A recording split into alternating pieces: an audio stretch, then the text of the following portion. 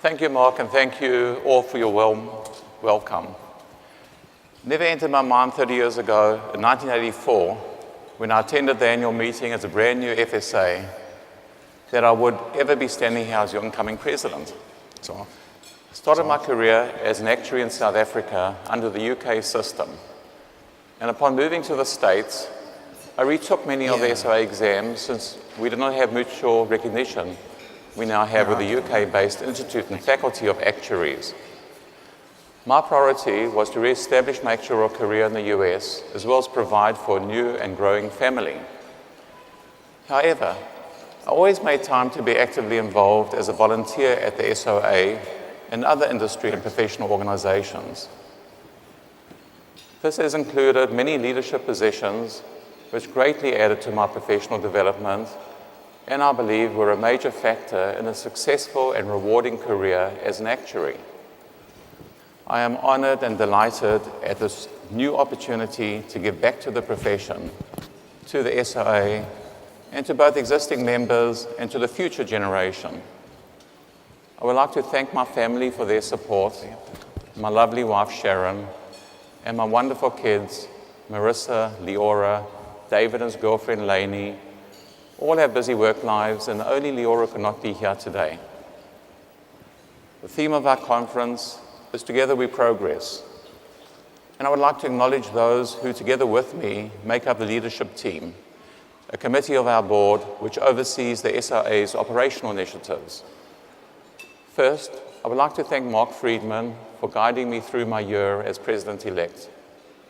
I've known Mark for a long time, and over the past year, I've come to appreciate him as a person of utmost professionalism and integrity, dedicated to acting solely in the interests and the best interests of the SOA and its members, and doing so with steely resolve.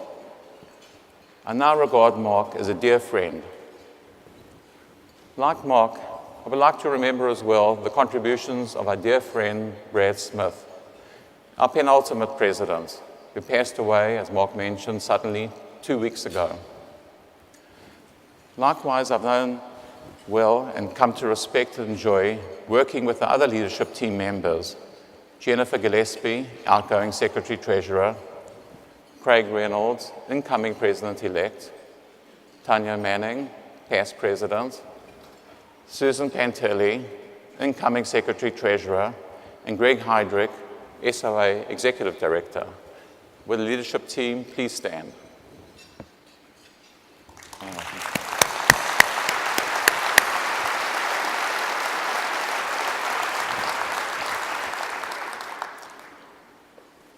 I would now like to acknowledge the SOA Board of Directors. They give generously of their time handling committee assignments and working diligently to reach consensus on serving the best interest of the SOA and its members. This year, we had a record number of members voting, and I'm pleased to announce that 3 of the 10 newly elected board members reside outside North America, reflecting our increasingly global membership. Let's thank them for their dedication and service. Would all the board members attending please stand?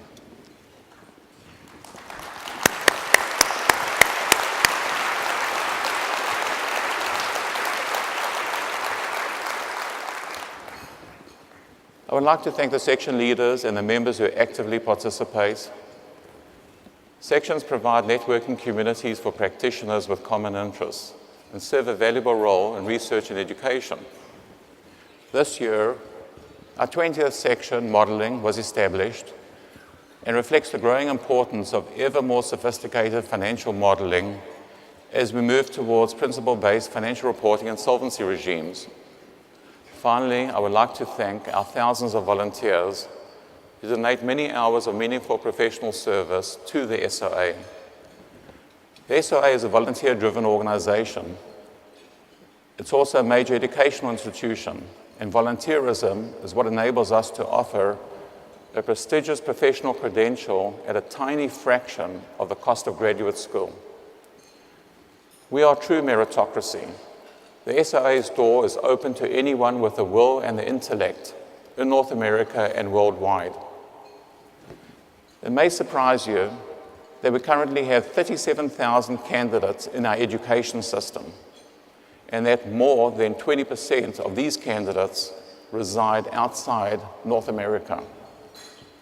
It may also surprise you, or maybe not if you're a member, that less than 10% of starting candidates eventually become an FSA. We are unabashedly rigorous and selective in our membership standards, but although we are selective, we are equally inclusive, and we welcome all without barriers to entry. I'm happy to announce that the board this weekend approved a new pilot program on diversity. We are currently underrepresented in the Black and Hispanic groups in North America, and I'd like to see the SOA partner with International Association of Black Actuaries and the Actuarial Foundation, among our other sister organizations, to promote in a meaningful way the actuarial profession as a career in those population groups. Now, one area where we are well represented is the Asian population. Asia represents an emerging and fast-growing insurance market with a robust demand for actuaries. Now, there may be quicker and easier choices than the SOA pathway to becoming an actuary, but the SOA designation is known for its rigor and selectivity and recognized worldwide as a highly credentialed qualification. Our FSA is prized as a distinguisher. As Mark had mentioned, I was at the East Asia Actuarial Conference in Taipei earlier this month, and I was struck by the commonality of insurance industry issues with those of North America and Europe. And I was heartened to see the quality and high standard of actuarial expertise of our members in that part of the world. In large part, the SOA, together with our equally well-credentialed colleagues at the Institute and Faculty of Actuaries, provide, I believe, a powerful positive influence on the actuarial profession in Asia and raise the bar for all. The SOA is a major actuarial research institution, an area where volunteers play a vital role. It has been my passion to help advance the actuarial research function at the SOA, and I'm heartened at the great strides taken over the past few years. SOA has significantly beefed up its research staff, adding a managing director, research actuaries in the retirement and health areas. It has signed major data access agreements with governmental agencies and partners, federal and state. It has established its reputation as a respected and unbiased public policy research institution. And it has established a major scholarship program for PhD students pursuing careers in actuarial teaching and research. We currently commit more dollars and volunteer effort to actuarial research than any other organization in the world. And I aim to keep significantly growing our meaningful and impactful research. As Mark mentioned yesterday, SOA members represent approximately 40% of the world's actuaries. But the SOA is just one organization within the global community of actuaries. The International Actuarial Association, including approximately 100 member organizations, encourages the established actuarial organizations to provide expertise to the newer ones and has a goal of maintaining a consistently high global brand of the actuary. We applaud and support the work of the IAA. As one symbol of our commitment to the IAA, I'm pleased to announce that the SOA has submitted a proposal to host the 2017 fall meeting in the SOA's hometown, Chicago. The SOA is the largest actuarial professional body in the world and growing, and we have much to be proud of. The most valuable benefit we derive from the SOA is our actuarial certification, FSA, ASA, and CERA. And my overarching objective as your president is to protect and strengthen the value of our credentials. Looking forward to my year as president, there are three areas I see as most impactful for the SOA and the profession, where I plan to focus my energy and be a driving force.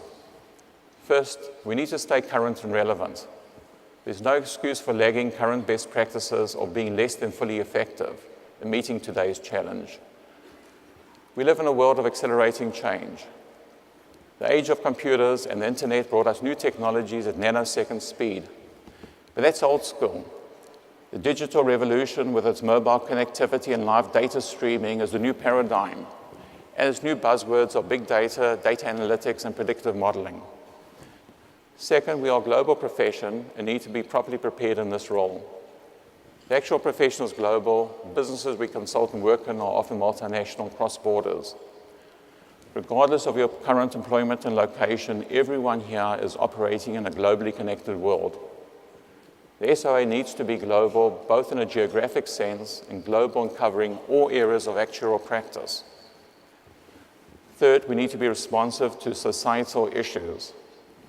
Societies are becoming increasingly more complex and expect solutions from well-educated experts. Professions are defined in terms of the public good they serve, and as actuaries, we have the expertise to help address financial issues people care about, including health, wealth, retirement, and property protection. Doing so enhances our credibility and relevancy, and it's our duty as an actuarial profession. I'd like to briefly discuss each of these areas in turn, staying current. Data analytics is a nascent field with enormous potential, and an area where we need to stake out our claim early. IT specialists and data scientists are in heavy demand, but the biggest unmet demand is for business application specialists. Our training enables us to be these business specialists for the industries we serve. I see a parallel here with risk management, where pioneers led the way to a new track of enterprise risk management, or ERM, with the CERA designation.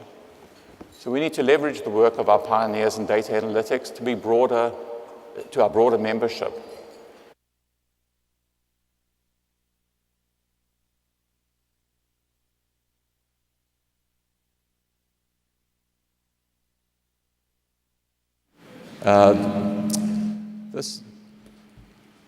Thank you.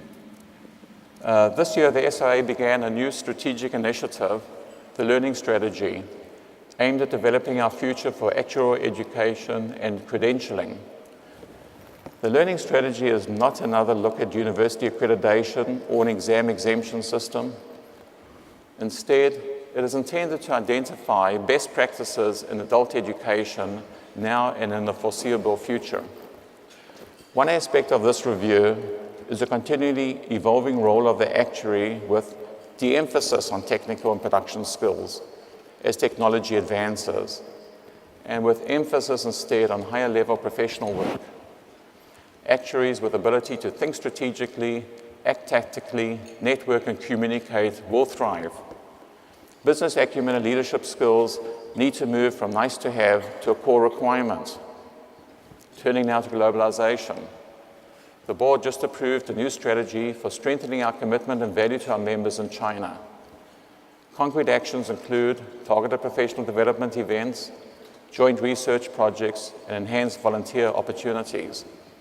Also, we will build our relationships, most importantly with the China Association of Actuaries, but also with employers and universities. We will hire our first new staff member located in mainland China. The China strategy serves as a springboard in creating a larger regional community for all our Asia-Pacific members. Turning now to Latin America. Interest has been expressed by US multinationals operating there and by academics and students to support growth of the profession in those countries. The SOA has begun a review of the potential development of the profession in Latin America, focused particularly on countries such as Panama, Chile, Brazil, Colombia, Argentina, and Uruguay. Recommendations will be delivered in 2015, and I look forward to working with our board to craft a Latin American strategy.